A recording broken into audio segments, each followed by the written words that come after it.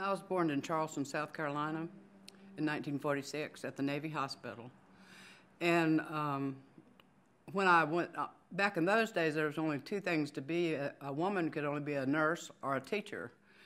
And so I just chose nursing, and I really liked it. I graduated in 1967. And then in that same year, in December, I joined the Navy. They gave us a little dream sheet to fill out and said hospitals and ships. And so the only ships for nurses was the Sanctuary of the Repose. So I just said, oh, well, I'll never station on the Repose anyway. I'll just put that down. And in the meantime, you know, all my corpsmen were getting sent to Westpac or Vietnam. And they were, when they heard all of a sudden I got orders to there and to Westpac. And I didn't have to take them because I was a woman. So my corpsmen were like, oh, Miss Davis, if you'll go, we'll feel so much better. So I said, okay, I'll go. I'll go too.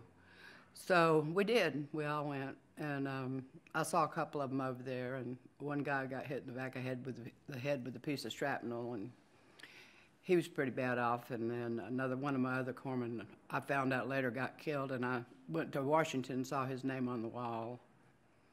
Well, the USS Repose was a 700-bed hospital ship.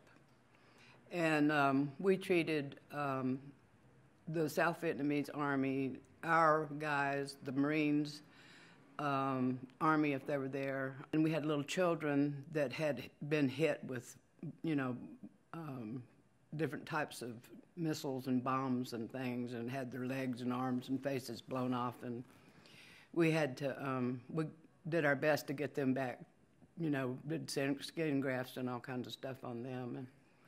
And we were always getting incoming from our guys, you know, coming in all the time. In 1969, they had the worst amount of casualties, more casualties than they had in the Tet Offensive in 1968.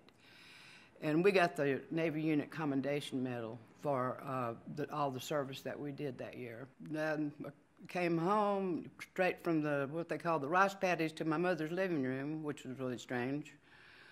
We had no debriefing, no nothing. People didn't like us in the airports, you know. People were throwing eggs at them and all kinds of stuff. And the one person that I told I had been to Vietnam said, why did you go over there? And so I never mentioned it again to anybody. And they say three or four things people do when they first come home from Vietnam. One was get married and have kids. One was sell drugs. One was become a druggie. And the other one was go to school and continue your education. And that's what I did. And I was busy for many, many years, and so all that stuff didn't come up till about 26 years later when I was finished school, had the house, the car, the boat, and I was just all relaxed. And all of a sudden I noticed something was really wrong with me, you know, and smells and big noises and people saying the funniest things, you know, and me saying the funniest things back.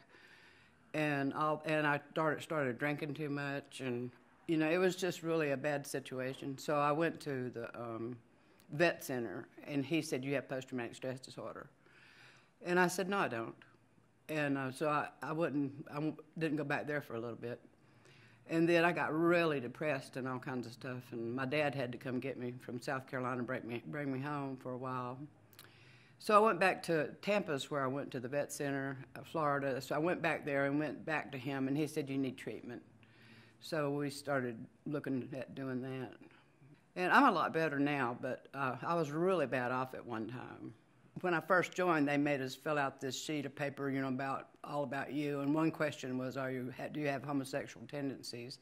And of course I put no. And then when I got in there and everything, I dated men and all this kind of stuff all the time. It was very hush-hush top secret, because they would give you a dishonorable discharge if they found out about it. And I finally met a woman her and I went together all the way through Vietnam. Matter of fact, she used to send me stuff over there and everything. And then when I got out of the service, I was still going with her, and she knew some people in Atlanta that were gay, and she introduced me to these two people, and they were like, we're going to go out to the bar tonight. Do you have anything, what do you got to wear, you know? I said, well, I've got what I've got on, and some skirts and blouses and stuff, and some heels, and you know, and whatever. And they said, oh, no, that's not going to work. So they took me down and bought me a pair of blue jeans and a shirt. And then they took me out to the bar that night, and I'm sitting there going, I got to go to the bathroom. Am I supposed to go to the girls or the boys? And she said, Sandy, to the girls. You know, I said, okay, I don't know. But I felt like 1,000 bricks had been lifted off my shoulders because all of a sudden I found this gay world I had no idea of. I thought I was the only person that was that way, and I just happened to run into this girl that liked me, you know. About 12 and a half years ago, I met Marita, and so we've been together ever since. And then in August, when they passed the law and all that, you know, so we ran down to the courthouse and got our marriage certificate and got married. We've been happy ever after, and we're very glad that all that transpired. All these years, all this time, all of us have been serving, they just didn't know it. And if everybody that was gay or lesbian or transsexual or bisexual stood up that'd been in the service, everybody else would fall over because they wouldn't believe the amount of people, you know, and they've had to live, you know, very secretively in a lot of ways, and things have happened to them that shouldn't have. Well, I think it's grand now that the young people don't have to worry about that, and if they feel the urge to help their country and serve their country, that they shouldn't have any, they should be able to go right ahead and do that and not feel bad about it.